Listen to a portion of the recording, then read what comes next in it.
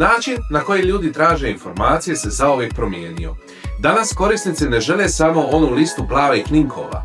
Oni žele direktan odgovor. Pitanje za vas je, kad netko pita ChatGPT za najbolju uslugu u vašoj djelatnosti, hoće li AI izgovoriti ime vašeg brenda ili vašeg konkurenta? U marketingu za sve smo uveli geo-optimizaciju. To je AI First SEO strategija. Cilj više nije biti samo prvi na Google, već biti citiran i preporučen od strane AI modela. To postižemo kroz semantičku strukturu i optimizaciju entiteta, čineći vaš sadržaj propavljivim za umjetnu inteligenciju. Naš proces je precizan. Prvo radimo AI audit sadržaja, da vidimo kako vas ChatGPT trenutno percipira i uzima li vas uopće u obzir. Zatim implementiramo Entity SEO, gradimo mrežu informacija koju AI modeli lako povezuju sa vašim brendom. I na kraju kreiramo AI content strukturu. To je tehnički napredak način pisanja koji omogućuje AI da vas citira kao relevantan izvor. Kao AI First agencija s više od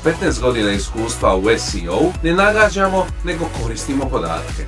Kombiniramo klasičnu SEO optimizaciju s najnovijim geo metodama kako bismo osigurali da vaš brand ostane vidljiv i u Google rezultatima i u AI razgovori. Vrijeme je da vaš sadržaj počne raditi za vas u eri umjetne inteligencije. Javite nam se za AI i geo analizu sadržaja i saznajte kako možemo pozicionirati vaš brand tamo gdje se danas donose odluke. Vidimo se u vrhu, u odgovorima u ChatGPT-u.